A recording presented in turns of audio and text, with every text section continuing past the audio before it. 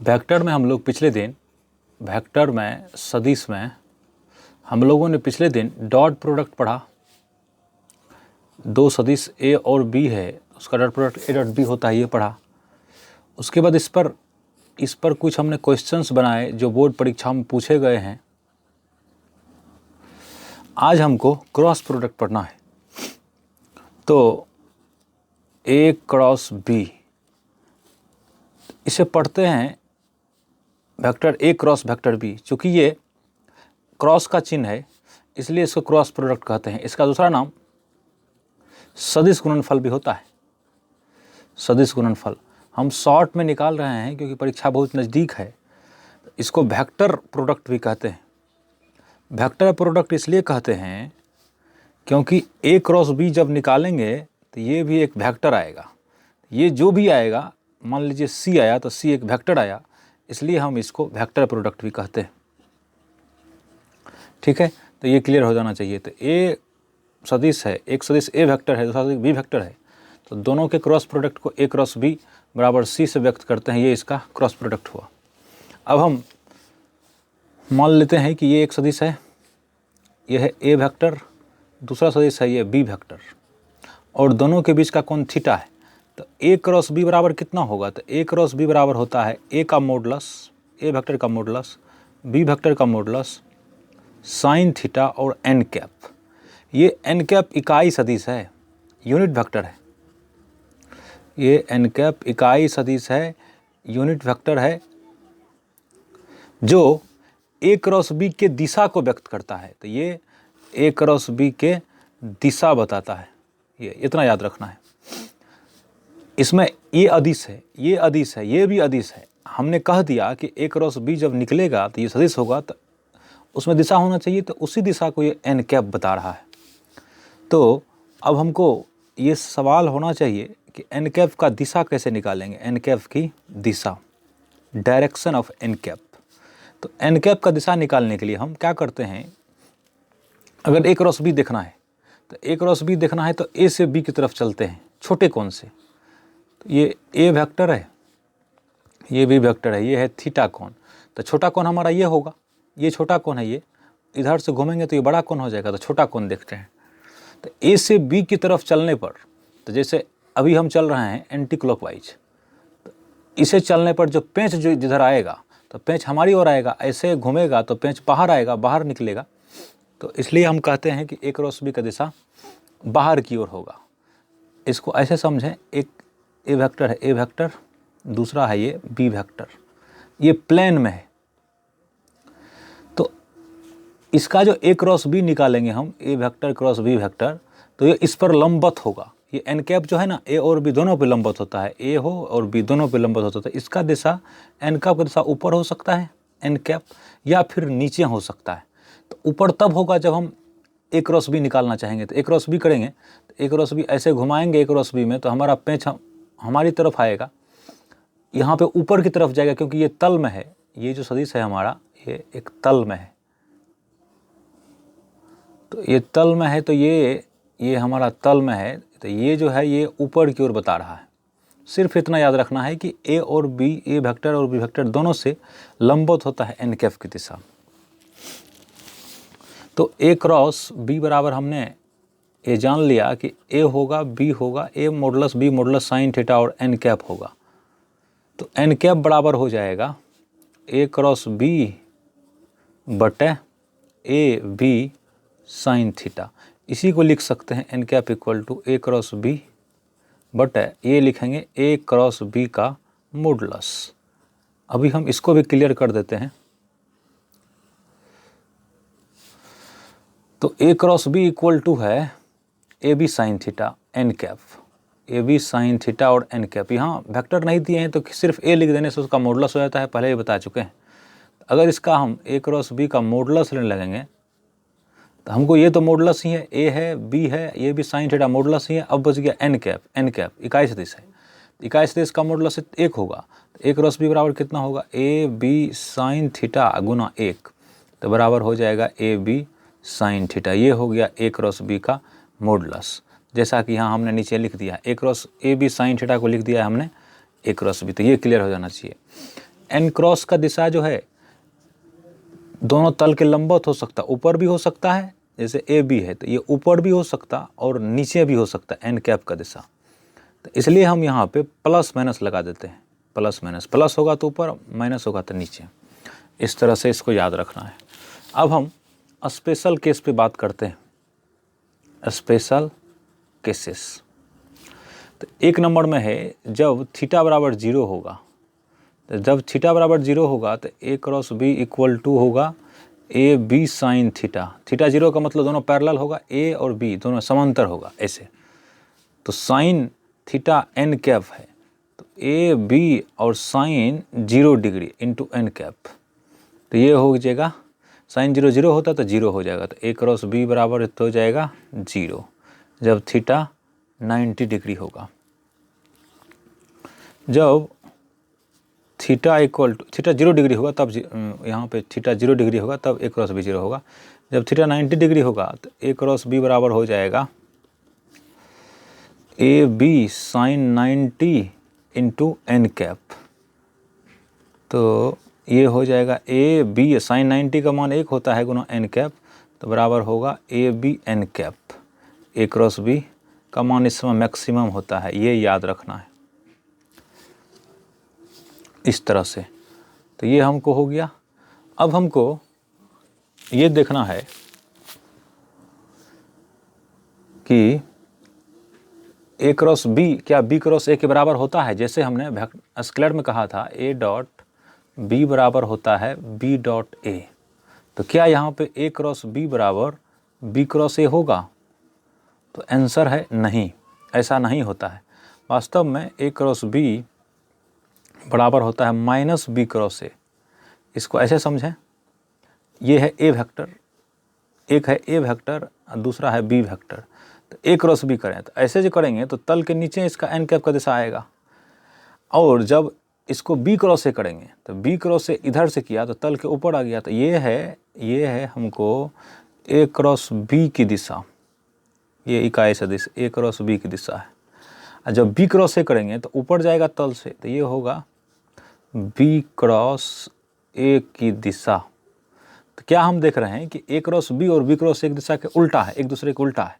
इसका मतलब है दो सदिश अगर उल्टा रहता है, अगर ए वेक्टर है दूसरा उतना ही वेक्टर है, उतना ही लेंथ का है, बी वेक्टर है, तो हम ऐसा लिखते हैं A vector equal to minus B vector. तो यहाँ क्योंकि दोनों उल्टा है, साइन में उल्टा है, तो माइनस लगा देंगे तो उलट जाता है इसका साइन, तो इसी दिशा में हो जाएगा। माइनस लगा देने पर माइनस ए वेक्टर इस दिशा में होगा, इसलिए यहाँ पे हम लिखते हैं ए क्रॉस बी वेक्टर बराबर माइनस बी क्रॉस ए, क्योंकि बी क्रॉस ए तो ऊपर है, इसी में माइनस लगा देंगे, इसमें माइनस लगा देंगे तो ये नीचे हो जाएगा।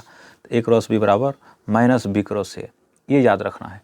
तो इस तरह से यहाँ ये भी कह सकते हैं, यहाँ पे देखेंगे तो A cross B vector plus B cross A vector equal to 0, ये भी हो सकता है।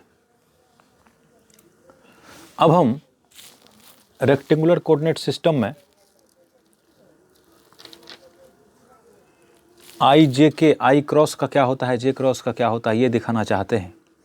तो हम नोट में ये चाहते हैं कि लिखें।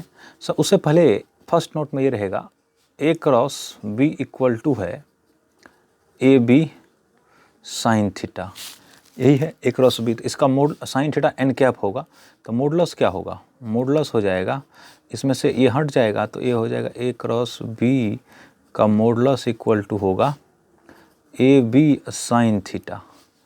तो ए क्रॉस बी का मॉडुलस बट ए बी इक्वल टू हो जाएगा साइन थीटा। तो अगर हम ए क्रॉस बी का मॉडुलस निकाल दें, उसको वेक्टर ए और वेक्टर बी के मॉडुलस से भागा जाता है, हमको उस दोनों से इसके बीच का कोण पता चल जाता है, ये ख्याल रखना है। दूसरा हमको इस बात का ध्यान रखना है कि अगर दो सदिश सेम हो, ए क्रॉस इसी का क्रॉस करना हो तब क्या होगा, तो वाट। तो हम यहाँ देखें ए क्रॉस इधर है, फिर ए क्रॉस इधर है, तो दोनों के बीच का कोण कितना हो गया, 0 डिग्री, थीटा हो गया 0 डिग्री। तो ए क्रॉस बी कितना होगा, ए क्रॉस बी बराबर ए क्रॉस बी तो यहाँ कहेंगे नहीं, ए क्रॉस ए कहेंगे क्योंकि बी की जगह पे बी है। तो ए साइन 0 इंटू एन कैप, तो साइन 0 0 हो गया, तो ये 0 हो गया, तो ए क्रॉस ए बराबर कितना होगा, 0 होगा। ये याद हमको रखना है। अब हम अगर ऐसे माने कि ये हमारा रेक्टेंगुलर कोऑर्डिनेट सिस्टम है जिसमें ये एक्स एक्सिस है, ये वाई एक्सिस है और ये जेड एक्सिस है, तो इधर के इकाई सदिश को आई वेक्टर या आई कैप कहते हैं, इधर वाले को जे वेक्टर कहते हैं, इधर वाले को के वेक्टर कहते हैं। तो तीसरा नोट हमको क्या है कि आई क्रॉस जे कैसे निकलेगा, आई वेक्टर क्रॉस जे वेक्टर। तो हमने कहा कि आई से जे की तरफ घूम जाना है, तो ऐसे घूमेंगे तो पेंच हमारे तरफ के की तरफ आएगा, तो इसलिए यहाँ पे लिखा जाएगा के। अब फिर ये क्वेश्चन है कि जे वेक्टर क्रॉस के वेक्टर कितना होगा, तो ये आई वेक्टर होगा, आई कैप होगा, कैप लिखें तो कैप होगा। यहाँ से जे से के की तरफ घूमना है, तो इधर जो पेंच में घूमेंगे तो पेंच हमारा इधर चलेगा। जैसे नट खुलता है ना किसी का, तो ऐसे घुमाएंगे तो नट हमको इधर खुलेगा, इधर बाहर की तरफ आएगा, इसलिए बाहर की तरफ आई कैप माने हुए हैं, इसलिए हमने इसको ऐसे लिखा है। इसको शॉर्टकट तरीका है याद रखने का, एक वृत्त बना लीजिए, यहाँ पे आई ले लें, यहाँ पे जे ले लें और यहाँ पे के ले लें। अगर इधर से घूमना है हमको तो पॉजिटिव लिख देना है, और इधर से घूमना है तो हमको निगेटिव ले लेना है। तो मतलब कि क्लॉकवाइज में पॉजिटिव, एंटी क्लॉकवाइज में निगेटिव। तो किधर से घूमना है, तो जैसे आई क्रॉस जे निकालना है हमको, तो आई जे के लिए हमको इधर से घूमना पड़ेगा, इधर से आना पड़ेगा। तो इधर से आएंगे तो प्लस होगा, तो जो बच जाता है वही होता है। आई क्रॉस जे बराबर हो जाएगा के, और ये हो जाएगा प्लस।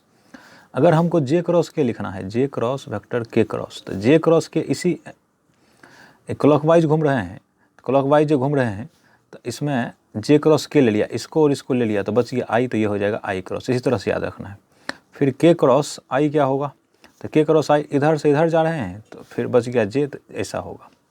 अब उल्टा अगर घूमना है तो ये तो हो गया सीधा वाला, उल्टा घूमना है तब क्या करना है, आई क्रॉस के अगर करना है तो आई क्रॉस के, तो आई इधर है, के इधर है, तो निगेटिव वाला है, तो ये हो जाएगा माइनस जे कैप।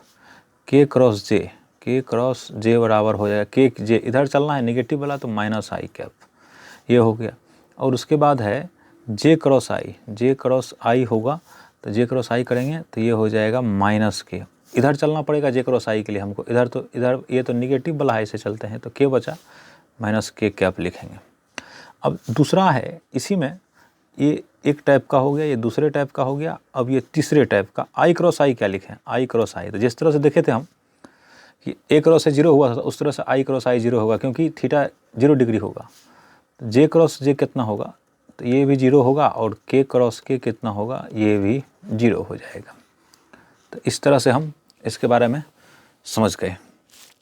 अब हमको अगर ए क्रॉस बी निकालने के लिए दिया रहेगा, अगर वेक्टर नोट चौथा मान लें, माना ए वेक्टर इक्वल टू ऐसा दिया हुआ है, a1 आई वेक्टर प्लस a2 जे वेक्टर प्लस a3 के वेक्टर, और b बराबर दिया, b वेक्टर बराबर b1 आई वेक्टर प्लस b2 जे वेक्टर, यहाँ पे कैप लिख दिया है, हर जगह वेक्टर समझ है, कैप, ये वेक्टर, यहाँ भी वेक्टर, यहाँ भी जे पे वेक्टर प्लस b3 के वेक्टर। तो ए क्रॉस बी कैसे निकालना है, तो ए क्रॉस बी करने के लिए वैसे आप कीजिए, a1 आई वेक्टर प्लस a2 जे वेक्टर प्लस a3 के वेक्टर क्रॉस b1 आई वेक्टर प्लस b2 जे वेक्टर प्लस b3 के वेक्टर, ऐसे करेंगे तो ये कुछ रिजल्ट निकल के आएगा। तो इसका हम सार लिख रहे हैं, ये क्या आएगा, निकालने में सस्ता रहेगा। तो इसको आप डिटर्मिनेंट ले लें, आई जे और के, ऐसे करके ए क्रॉस बी निकालना है। तो इसमें आई का जो कोफिशिएंट है ए वाला, तो पहले लिख देते हैं a1, तब लिख देते हैं a2, तब लिख देते हैं a3। अब बी ए क्रॉस बी करना है तो बी का लिख देना है b1 b2 b3। समय कम रहने के कारण हम जल्दी इसको बना रहे हैं, तो हमको क्या हो जाएगा, ये मैट्रिक्स डिटर्मिनेंट है, ये डिटर्मिनेंट इसको तोड़ने के लिए आना चाहिए। तो आई कैप इसको छोड़ देंगे, इसको छोड़ देंगे, और इसको छोड़ देंगे तो कोना कोनी गुना करते हैं, तो ये हो जाएगा A2B3 माइनस B2, इसको गुना करेंगे अब तो ये हो जाएगा B2A3 माइनस जे कैप, जे कॉमन कर लिया, तो अब की बार इसको छोड़ेंगे और इसको छोड़ेंगे इसको, तो ये हमारा हो जाएगा A1B1, तो इसको इससे गुना, तो A1B3 माइनस A3B1 प्लस के कैप, अब की बार इसको छोड़ना है, इसको छोड़ना है, तो ये हो जाएगा A1B2 माइनस A2B1, इस तरह से A क्रॉस B बराबर ऐसे निकालना है। अगर हमको B क्रॉस A होता तो उल्टा कर देते, B क्रॉस A में क्या करते, B क्रॉस A वेक्टर अगर होता तो हम लिखते I J K, यहाँ पहले लिखते B वाला, तो ये हो लिखते B1 B2 B3, ये A1 A2 A3। अब इसका निकाल लेते इस तरह से।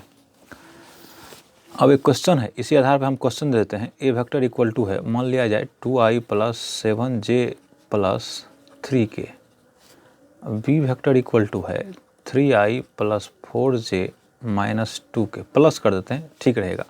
तो यहाँ A1 बराबर हमको हो गया, एक A इसमें है, सॉल्यूशन में देखते हैं।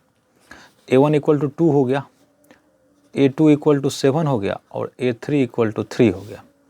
B1 B वेक्टर में देखेंगे, B1 बराबर 3 है, I से गुना है, B2 बराबर 4 होगा और B3 बराबर 2 होगा। तो A क्रॉस B के लिए क्या करते हैं, कुछ नहीं, I J K, पहले A वाला, तो ये लिख देंगे 2 7 3, तब 3 4 और 2, बस इसी को निकाल देना है, I इंटू इसको छोड़ के इसको छोड़ देना है और इसको छोड़ देना है, तो ये 7, इसको गुना कर देना था, 7 गुना 2 14 माइनस 4 तिया 12 माइनस जे कैप। अब इसको छोड़ देना है, इस कूलम को छोड़ देना है और इस रो को छोड़ देना है, जिसका लेंगे उस कूलम रो को छोड़ देना है, तो ये हो जाएगा 2 गुना 2 4 माइनस 9 प्लस के कैप ऐसे किया तो ये होगा 2 चौके 8 माइनस 21, तो ये हो गया 14 में से 12 गया 2i हो गया, यहाँ माइनस 4 में से 9 गया माइनस 5 और माइनस, तब प्लस 5j प्लस के है 8 में से 21 है ना, यहाँ 2 चौके 8, हाँ 21, तो ये हो जाएगा 8 में से 21 माइनस 13 के, तो ये हो गया 2i प्लस 5j माइनस 13 के, ये हमारा A क्रॉस B का रिजल्टेंट हुआ। अब इसका मॉडुलस निकालना है, अगर इसका मॉडुलस निकालना है तो कोई बड़ी बात नहीं है, A क्रॉस B का मॉडुलस निकालना है तो बस जो निकला है उसको रूट में लेकर के स्क्वायर कर देना है, 2 का स्क्वायर प्लस 5 का स्क्वायर प्लस माइनस 13 का स्क्वायर, तो ये होगा 4 प्लस 25 प्लस 169, तो ये हो जाएगा अंडर रूट 29 प्लस 169, तो ये हो जाएगा अंडर रूट 198, यही हमारा आंसर हो जाएगा इसके लिए। अब कभी कभी क्या होता है, एक तो हम समझा ही दिया कि 5 नंबर में कि A क्रॉस B बराबर माइनस B क्रॉस A होता है, A क्रॉस B बराबर B क्रॉस A नहीं होता है, ये याद रखना है। अब कभी कभी क्या होता है कि हमको छठा में त्रिभुज का क्षेत्रफल निकालने कहता है जब वेक्टर A और B दिया रहता है, तो यहाँ हम निकाल रहे हैं, एक वेक्टर है A वेक्टर है, दूसरा है ये है B वेक्टर, तो इसके बीच का कौन कुछ दिया हुआ है, नहीं भी दिया हुआ है, तो हम इसके मदद से इस त्रिभुज और चतुर्भुज का क्षेत्रफल निकालने जा रहे हैं। तो ये अगर B वेक्टर है ये, तो ये भी कितना होगा B वेक्टर होगा, अगर ये A वेक्टर है तो ये भी कितना होगा A वेक्टर होगा। तो इसको ऐसे बांट लेते हैं, तो O नाम रखा, इसका नाम A रखा, इसका नाम B रखा और इसका नाम C रखा, पॉइंट का नाम रख दिया। तो अगर ये देखेंगे तो चतुर्भुज जो है, चतुर्भुज OABC का क्षेत्रफल बराबर होगा, एक त्रिभुज का क्षेत्रफल निकाल ले, जैसे इसका निकाल लें, इसका और इसका बराबर होगा, क्योंकि ये भुजा और ये भुजा सेम है, तो यही भुजा तो यहाँ उठ के गया है, यहाँ आया है, यही भुजा उठ के यहाँ आया है, तो इस सेम होगा, दो भुजा सेम है, तीसरा तो कॉमन है, तो दोनों त्रिभुज का तीनों भुजा सेम है, तो क्षेत्रफल बराबर होगा। तो 2 गुना त्रिभुज OAC का क्षेत्रफल जो रंगा हुआ है, तो ये OAC रंगा हुआ है, ये इसका क्षेत्रफल निकाल के 2 से गुना करेंगे तो त्रिभुज का क्षेत्रफल निकल जाएगा। अगर सिर्फ त्रिभुज का निकालना हो तो वो भी हो जाएगा। तो हमको पहले अब त्रिभुज का क्षेत्रफल निकालना है, तो इसके लिए इस पर लंब डालते हैं। ये लंब डाल दिया, तो इस लंब को हमने H माना, ये H है, तो यहाँ लिख सकते हैं इसको OAC है, इसको D मान लिया। तो त्रिभुज OCD में यहाँ ये लंब है, तो साइन थीटा बराबर हम लिखेंगे, साइन थीटा बराबर लंब बटे कर्ण होता है, तो ये होगा CD बटे कर्ण हमारा है ये OC, ये OC, तो ये हो गया हमको OC। तो CD इक्वल टू हो जाएगा, CD बराबर होगा OC साइन थीटा। OC है कितना, 20 साइन थीटा, ये CD बराबर। तो अब त्रिभुज का क्षेत्रफल कैसे निकालेंगे, तो त्रिभुज का क्षेत्रफल होगा, त्रिभुज जो रंगा हुआ है 1/2 गुना आधार है OA गुना ऊंचाई है CD, तो 1/2 गुना OA का मान है A वेक्टर, A वेक्टर है, ये जो OA है यहाँ से यहाँ A वेक्टर है, और CD हमें निकाले हैं 20 साइन थीटा। तो इसको लिख सकते हैं 1/2 इंटू A। अभी यहाँ पे OA तो वेक्टर का चिन्ह नहीं होगा, यहाँ पे OA इसका मान ले रहे हैं, वैल्यू ले रहे हैं, तो ये हो जाएगा AB साइन थीटा। इसी को लिख सकते हैं 1/2 गुना A क्रॉस B का मॉडुलस लिख सकते हैं, क्योंकि अभी हम समझाए थे A क्रॉस B का मॉडुलस इतना होता है। तो त्रिभुज OAC का क्षेत्रफल निकल गया 1/2 इंटू A क्रॉस B। तो अब चतुर्भुज का क्षेत्रफल कितना होगा, चतुर्भुज का क्षेत्रफल 2 गुना करना है, यहाँ से इससे 2 गुना त्रिभुज का क्षेत्रफल, तो इसी में अगर 2 से गुना कर दें तो यहाँ है 2, यहीं तो यहाँ रख दें इसको, तो 2 गुना त्रिभुज एक OAC का क्षेत्रफल निकला है 1/2, यहाँ से इसको हम यहाँ ले जा रहे हैं 1/2 cross Guna Guna A cross B का मॉडुलस, तो इससे कट जाएगा ये, तो ये हो जाएगा कितना, A क्रॉस B वेक्टर का मॉडुलस। तो याद रखना है कि 2 वेक्टर अगर दिया होगा तो उससे बनने वाला चतुर्भुज का क्षेत्रफल होगा, त्रिभुज का क्षेत्रफल होगा 1/2 गुना A क्रॉस B का मॉडुलस, और चतुर्भुज का क्षेत्रफल होगा A क्रॉस B का मॉडुलस। इस पर भी हम एक क्वेश्चन ले लेते हैं, बस कुछ करना नहीं है। 2 चतुर्भुज के आसन भुजाएं हैं, A वेक्टर इक्वल टू है, नहीं तो हम फिगर बना देते हैं, वो सस्ता रहेगा। जैसे ये है, ये एक फिगर है, A वेक्टर इक्वल टू दिया है हमको I-3j, और B वेक्टर इक्वल टू दिया है, ये B वेक्टर है, इसके लिए हमको दिया है 2i + 5j। तो इससे चतुर्भुज बनेगा उसको हमको निकालना है। तो चतुर्भुज ये बना, मान लेते हैं ये चतुर्भुज बना, तो इसको निकालना, इसका क्षेत्रफल। तो पहले A क्रॉस B से एक त्रिभुज बनेगा ये वाला, तो इस त्रिभुज को निकाल करके 2 से गुना किए हैं, तो उसमें क्या आया, चतुर्भुज का क्षेत्रफल बराबर होगा, चतुर्भुज का क्षेत्रफल बराबर A क्रॉस B का मॉडुलस। तो पहले अब A क्रॉस B निकालना पड़ेगा, तो इधर निकालते हैं A क्रॉस B। तो A क्रॉस B निकालने के लिए हमको क्या करना पड़ेगा, I, J और K, A का रखना पड़ेगा। तो A में I है, नहीं कुछ है तो 1 है, तो 1 हो गया। J है -3 और K नहीं है तो 0 है। उसके बाद B में क्या है, B में है 2i + 5j, तो 2 5 ये नहीं है तो 0 है। A क्रॉस B कितना होगा, तो I इंटू I, इसको लिया, इस रॉ और कुलम को लिया, इसको लिया, 0 3 गुना 0 0, अब 5 गुना 0 0 हो गया, -j लिया, j जब इसको लिया और इसको लिया तो बच गया हमको 0 गुना 0, तो ये हो गया 0 हो गया, प्लस k लिया, तो k लिया तब की बार इसको लेंगे और इसको लेंगे तो छट जाएगा, तो 5 गुना 1 5, -3 गुना -2, तो ये 2 गुना -3 तो -6, तो ये हो जाएगा +6। तो ये I J की I तो 0 हो गया, J तो 0 हो गया, ये बचा 5 6 11, तो 11 K हुआ। ये हमारा A क्रॉस B निकला। तो चतुर्भुज का क्षेत्रफल बराबर होगा A क्रॉस B का मॉडुलस, तो 11 K कैप का मॉडुलस, तो ये K का मान तो 1 होता है, तो ये 11 स्क्वायर यूनिट हो जाएगा। जो भी हम स्क्वायर लिए हो, स्क्वायर यूनिट, ये हमारा आंसर हो जाएगा। तो इसी तरह के क्वेश्चन परीक्षा में पूछा जाता है, बहुत सिंपल क्वेश्चन पूछा जाता है। अब कुछ क्वेश्चन ऐसा होता है,